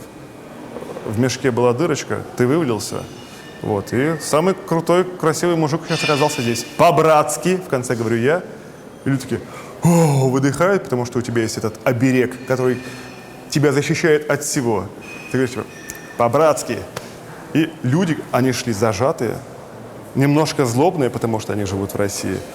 Ты сказал им комплимент, и на монтаже я вижу вот за секунду, как человек меняется и идет счастливый от того, что ему сказали приятные слова. Это, конечно, на грани, я понимаю, но быть на грани весело. И, конечно же, я очень горю, обожаю шоу «Коммент-аут», которое придумал. Я даже приносил его на «Вечерний Ургант». Сказал, что, ребята, мне в пятницу нужно 5 минут для этой идеи. Все посмотрели, такие, о, круто. Иван сказал, что смешно, но, наверное, для нас это будет too much. Я говорю, ну, тогда я пошел снимать его в интернете. Он говорит, успехов. Ну, у тебя бывали мысли, что, я в начале, на заре Ютуба, да. Я был очень заметным комиком из Реутов ТВ, так. И даже на видновских квартирах смотрели, ржали и бежали в тубзик, чтобы опорожнить мочевой пузырь. У вас были туалеты, вы зажиточные? Совместный. Совмещенный. А тут меня нет в кадре. Ты думал, что, я же так стартовал в Москве. У меня же так начиналась карьера, а сейчас я как бы не на виду. Ты переживал за это? Я не скажу, что я сильно переживал. Разумеется, мысли такие были. Я же не парень, который придумал одну идею, и потом с этой идеей вот хожу по разным местам, с мыслью, что, помните меня, я ведь там был, и который не может ничего нового придумать. Не может ничего нового придумать? Этот бизнес не для тебя. Я постоянно в поиске нового, и я понимал, что меня знают в этой среде, в телевизионной, и понимал, что это будет. Я, конечно, рассчитывал, что это будет немножко пораньше. Но все путь. Приходится иногда долго идти. Я беру шоколадку.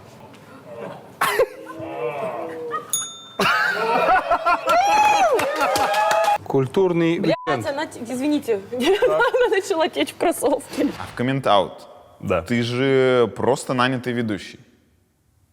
Ах ты тварь.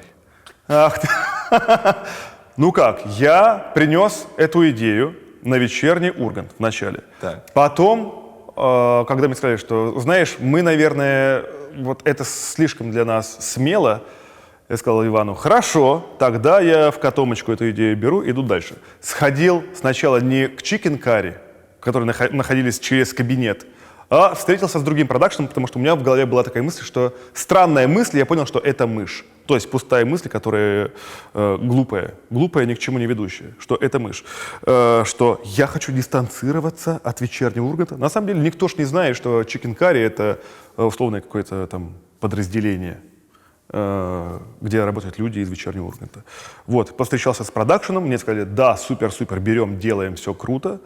Потом я еще подумал, моя жена говорила, типа, ну, давай попробуй с ними. Но по этой интонации я понимал, что интонация кричала: чувак, ты че, давай, давай, Грише, Вадику и Гудку. Это будет правильно. Я потом пришел к Грише и Вадику, сказал, что вы помните, говорили, если будут идеи, прийти, принести. Так вот, есть идея. У меня уже была вся концепция, там с какими-то даже шуточками, нарисованная презентация. В фотошопе я ее сделал.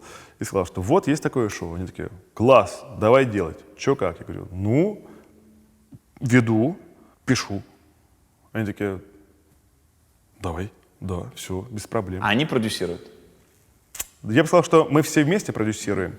И схема такая, что я у себя в келье пишу шуточки в наш общий документ, там наказания какие-то, парни тоже накидывают, потом мы все вместе встречаемся и уже дошлифовываем этим зубилом смехоматериал. Спасибо свадьбе в Нарафаминске за хорошую идею. Не убирай эту штуку. Рано, Оля. Давай. Сточи.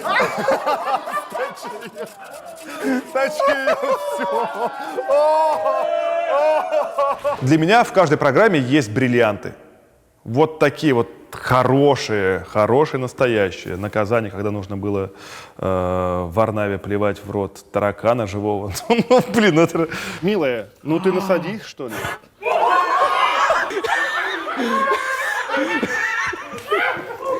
Смех. Да, и камшот. Камшот — великая вещь. Я говорю о нашей программе, о наказании. И как открылись участники шоу. Сколько комментариев о Ольге Бузовой, что она, оказывается, такая крутая, остроумная и ироничная. Да, это было смешно. У нее не было сомнений? Ну, то есть у нее не было сомнений или вопросов потом: ребят, что-то я перебрала?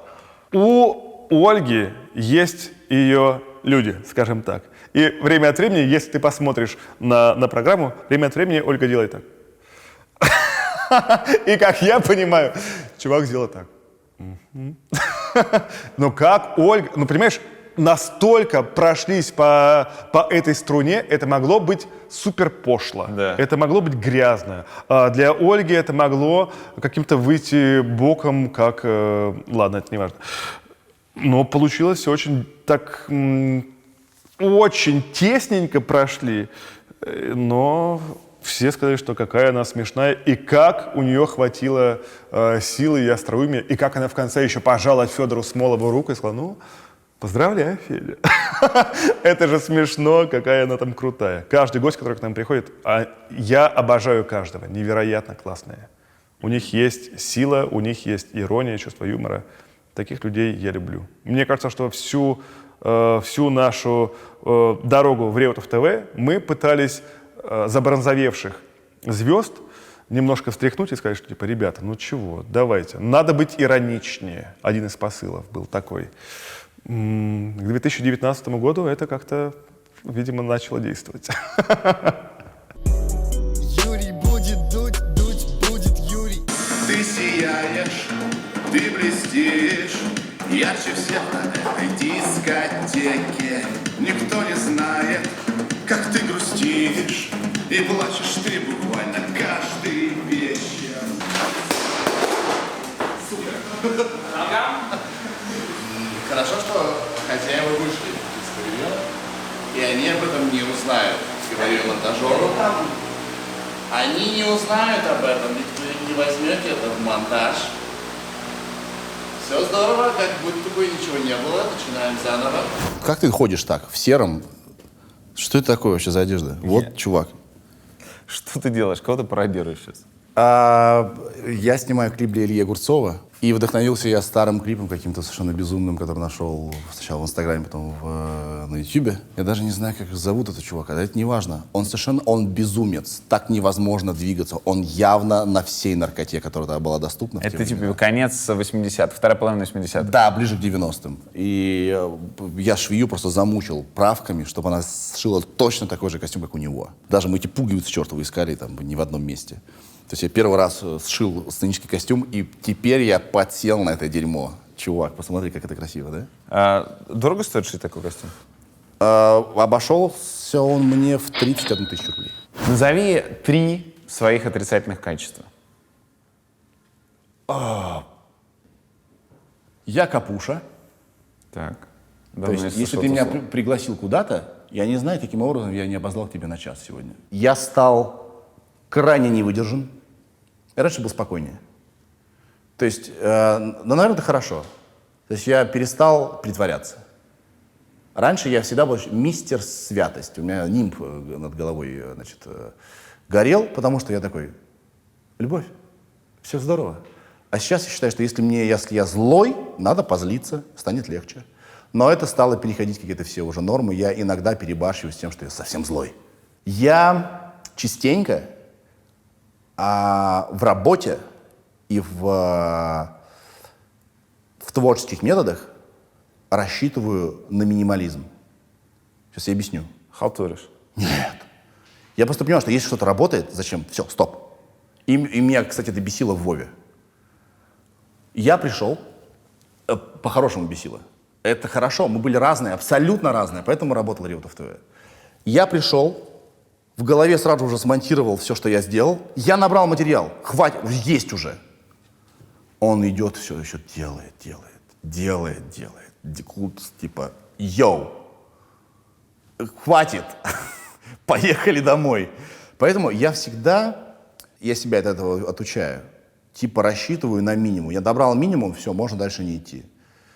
Это не лень. Блин, надо чуть замороченнее подходить к делу. Вот. Я себя этому учу. Почему среди 3 этих качеств ты не назвал самовлюбленный?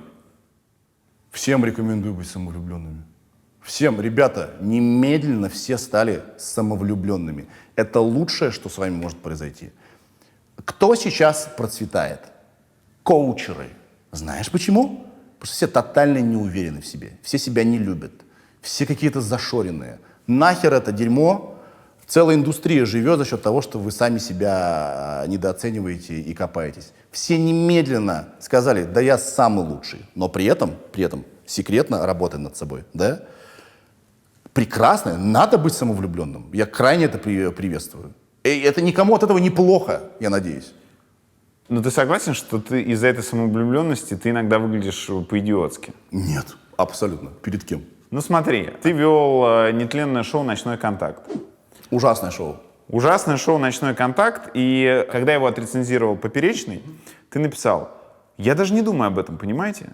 Зачем мне об этом думать? У меня все классно. У него, у Поперечного, проблемы. У меня все зашибись. Если честно, мне правда совершенно фиолетово. Это просто мальчик какой-то. Каждого мальчика мне слушать не хочется. Абсолютно. Возвращаюсь в прошлое и подтверждаю эти слова. Ну, слушай, во-первых, Поперечный, если уж мы воспринимаем, как и его, и тебя комиками, все-таки не мальчик какой-то. Он один из лидеров индустрии, в которой ты тоже работаешь. Я его так не воспринимаю. О. Нет. Почему? Ну, человек двойной стандарт. То есть?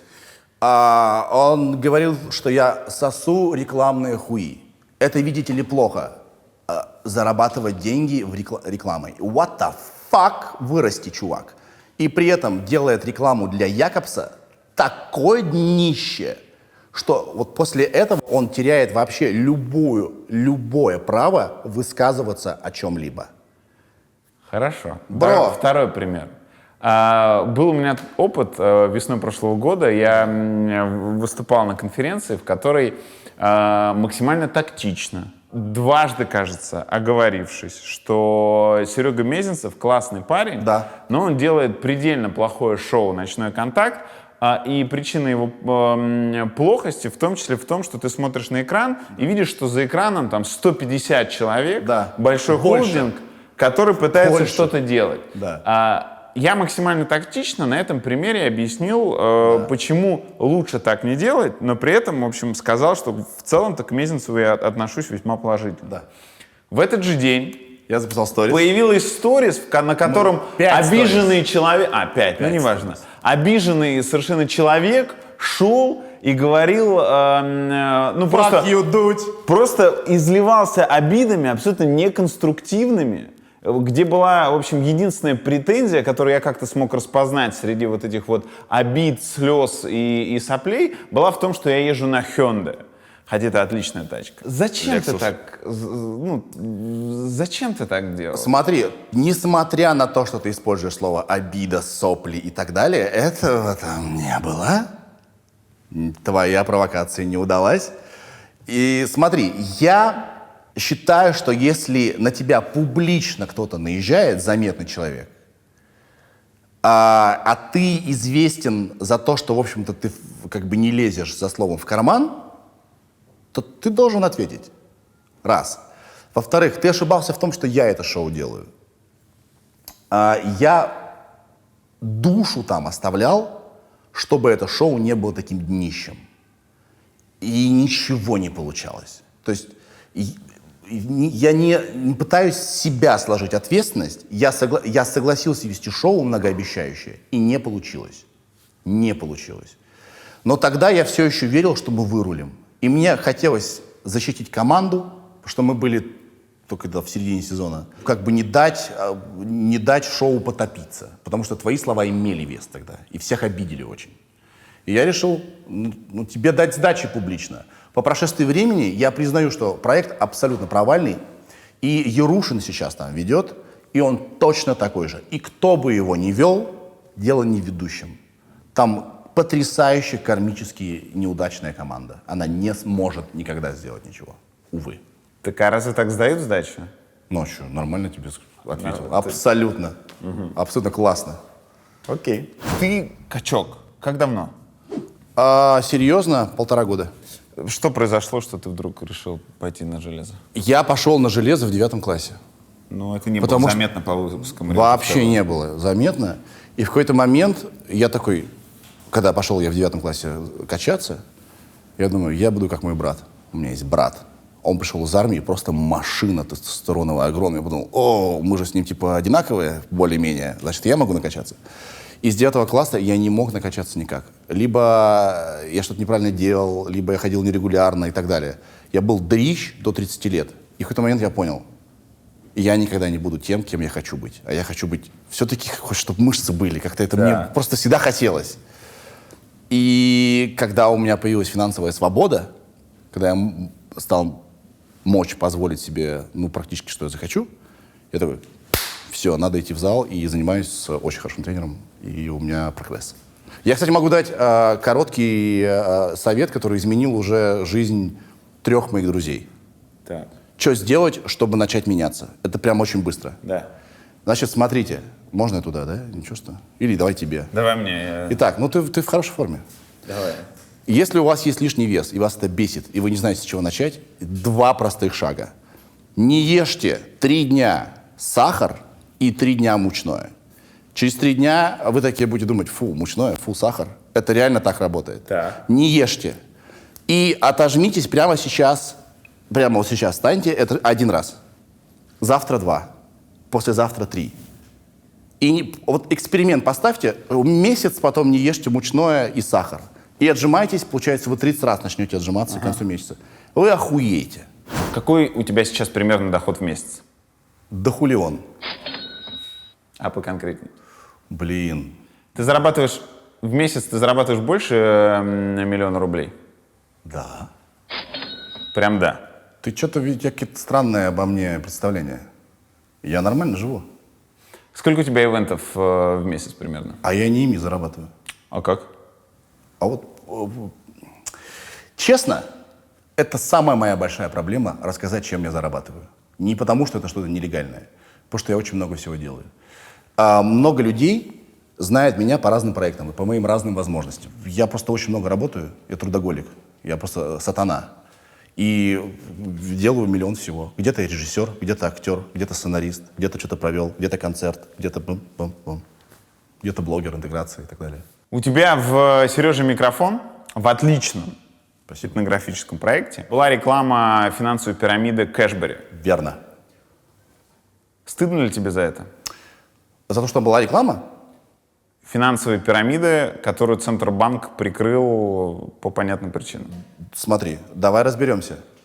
Знал ли ты, когда я рекламировал Кэшбери, что это финансовая пирамида? Ты знал? Я предполагал это. Я не имею возможности исследовать каждого клиента, который ко мне приходит. И даже если я исследую, какая-нибудь херня скроется.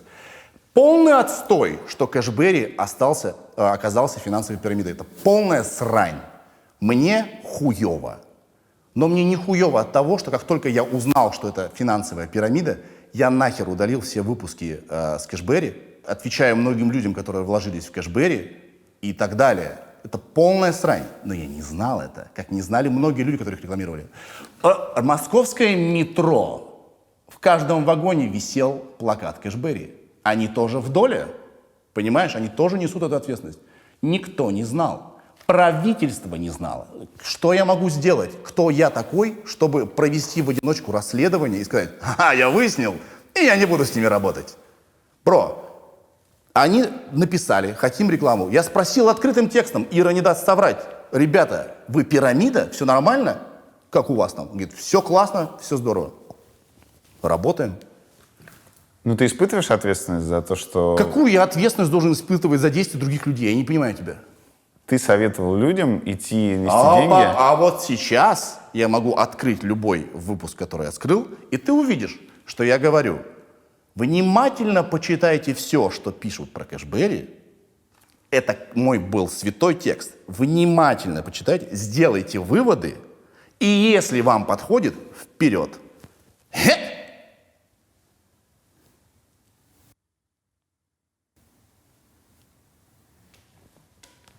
Вот так вот. Если вы вложились в Кэшбэри, и они вас разочаровали, и вы понесли денежный урон, это полное говно, это срань, я вам сочувствую. Но не делайте меня виноватым в этом. Окей? Хорошо? Все будет хорошо, мы с вами вложимся в акции Big Numbers, транснациональной корпорации. Я CEO этой корпорации. У тебя действительно Камара 1975 года? О, да. Вот эта тачка, которую ты выкладывал в Инстаграм, твоя? Да, она моя. Ее же нельзя легально сделать, или можно? Можно. То есть на ней номера, ты на ней ездишь так же, как вот мы на своей Да, тачке? только она у меня зарегана в Питере, потому что мастера, которые помогали мне ее купить и ремонтируют, они живут в Питере. Сколько стоит такая тачка? Она стоит от 600 тысяч до бесконечности, смотря в какой момент вы ее купите. То есть можно купить себе тачку за 1 миллион и поездить на ней месяц. И дальше он скажет: йоу, все, пока. Чу. И вот эти вложения можно бесконечно делать. И это не машина, это занятие. Я купил себе занятие. И это, скорее всего, психолог скажет мне, что это связь с отцом. И он будет прав, я ищу связи с отцом, что у меня папа был автомеханик, лучше в городе. И я боюсь моторов, боюсь всего этого дерьма. И я, видимо, хочу в это окунуться, и я кайфую, бро. Ну ты же окунаешься просто на сервис ее пригоняешь. О, нет. Ты даже, чтобы просто выйти в нее сесть, ты надеваешь вонючее, так, делаешь, бензин классно, значит, пахнет, в перчатке открываешь эту хуйню, которая весит 66 килограмм, и там не работают пружины, потом открываешь, значит, капот, лезешь, проверяешь уровень тормозухи, масла везде, подливаешь что-то и так далее. Чувак, ты просто не сел, поехал. Это занятие. Баттл с Сявой. Что это за отстой? Ты лох, ты плох, ты мох.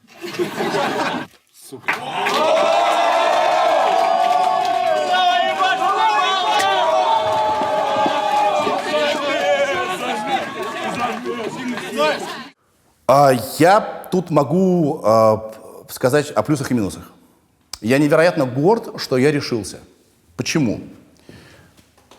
Потому что это такой, чувак, выход из зоны комфорта, ты себе не представляешь. Я потерял сон на 2 месяца подготовки.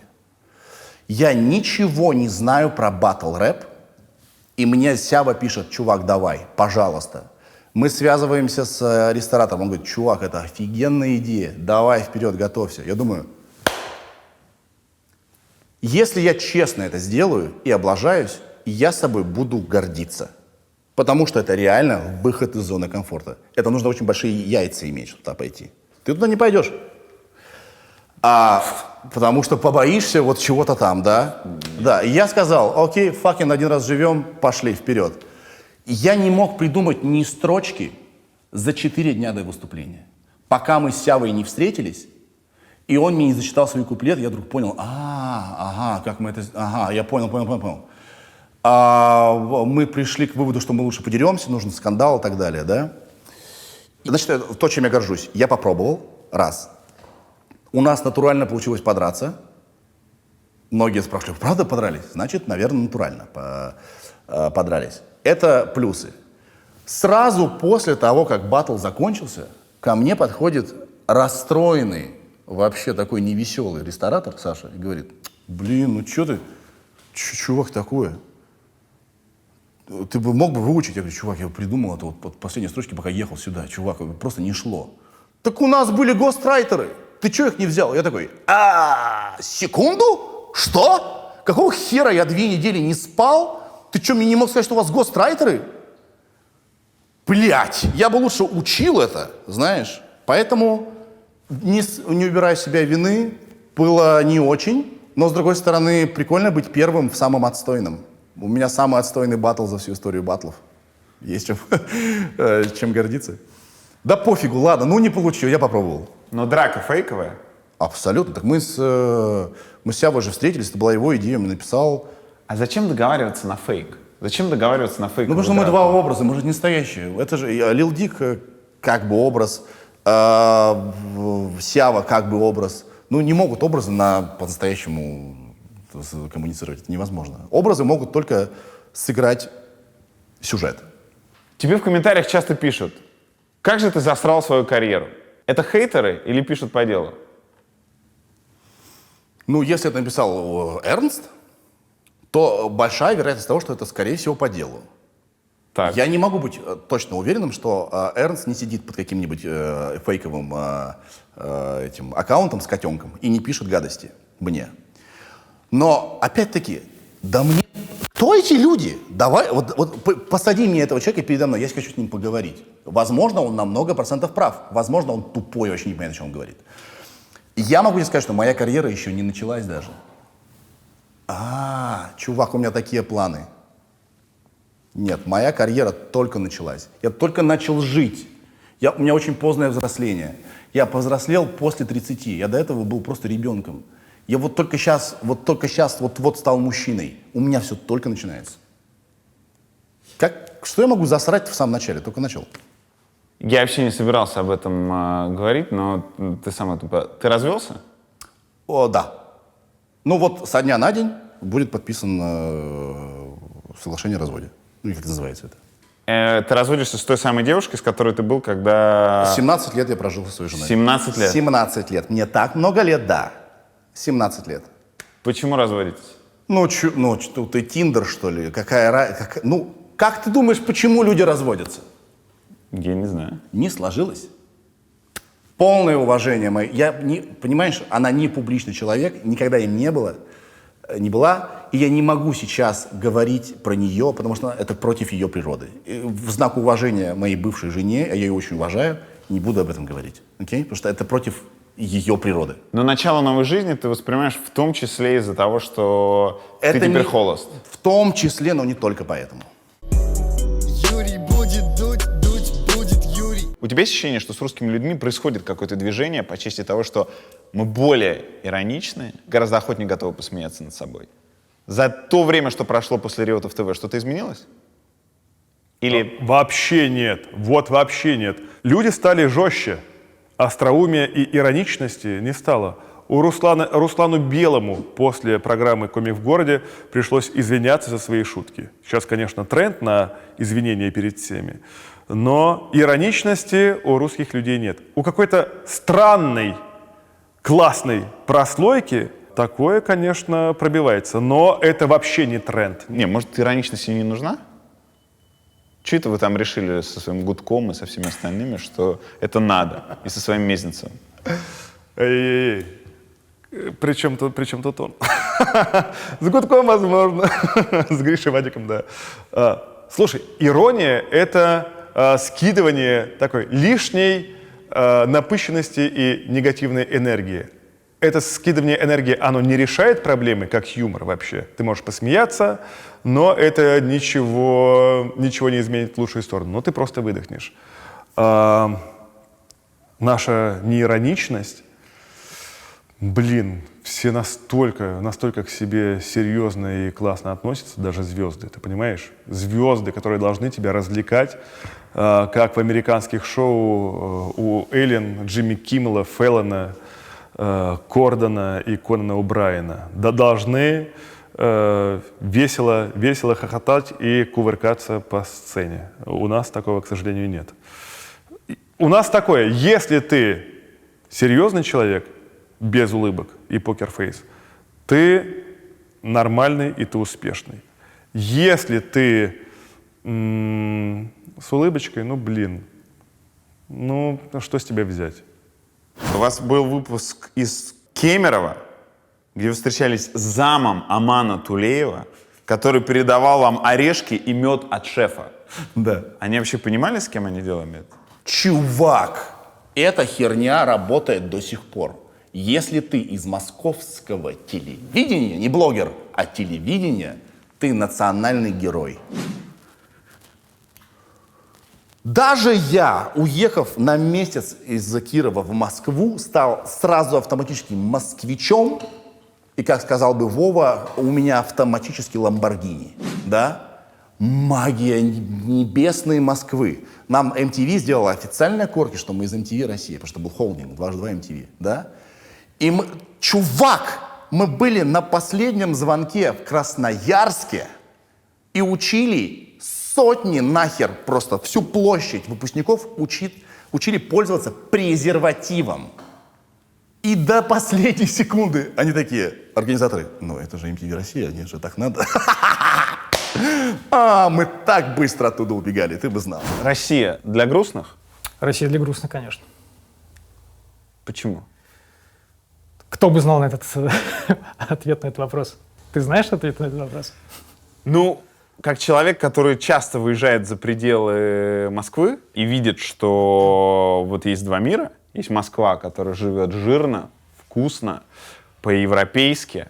И есть регионы, где, в общем, и сегодняшнего дня, и перспектив в 1000 раз меньше. Я понимаю, почему Россия для грустных. Из-за того, что все довольно паршиво устроено. Нет, то, что паршиво устроено, да, но почему люди... Это же выбор людей, фактически. Возможно, им некогда думать просто о том, чтобы посмеяться над собой. Не знаю, я вот сейчас проехался по Прибалтике. Это в целом страны-то бедные. Да. Но ты знаешь, такое ощущение, что приезжаешь в Россию здорового человека. Все говорят по-русски, везде чисто. Культура на таком высоком уровне. Да, культура поведения даже. Вот. И почему они смогли, а мы нет? При том, что там живут половина жителей всех стран прибалтийских, это русские. Почему они смогли, а мы нет? Вот у тебя есть? У меня вот нет ответов на этот вопрос. Если смотреть на ваши с Володей карьеры, хочется сделать такой вывод. Давай. Поправь, правильный он или нет. Как бы ярко ты ни стартовал, это вообще ничего не значит. Если ты думаешь, что первый, второй, третий год яркого старта, когда тебя все знают, когда приходят в подмосковные квартиры на новоселье, ставят ролики про выставку кошек и концерт Cypress Hill, ты думаешь, что все это будет вечно, ты ошибаешься. Золотые слова, подписываюсь. И вы как раз пример этого. Я думаю, что мы иллюстрируем следующую историю, что стечение обстоятельств позволило нам, в том числе это была другая страна, сделать проект мечты. Он был сделан не от ума, как многие первые альбомы многих музыкантов были сделаны не от ума. Нам просто повезло с самоорганизацией и с тем, как все получилось.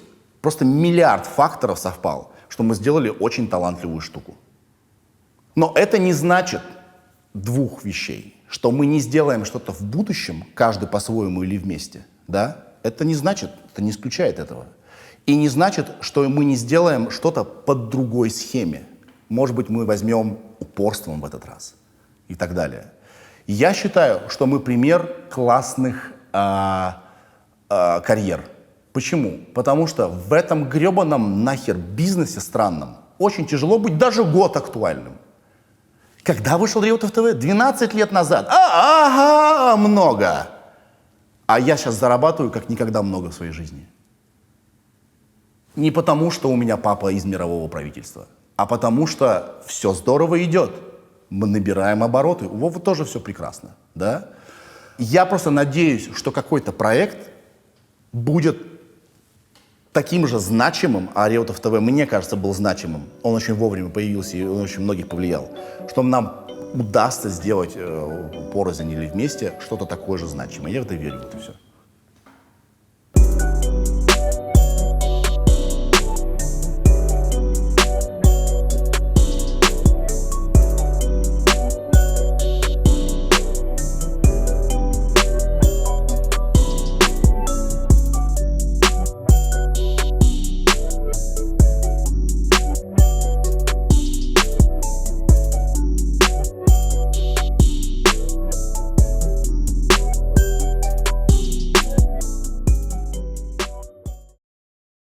Ладно, поехали работать, что? Ладно, поехали.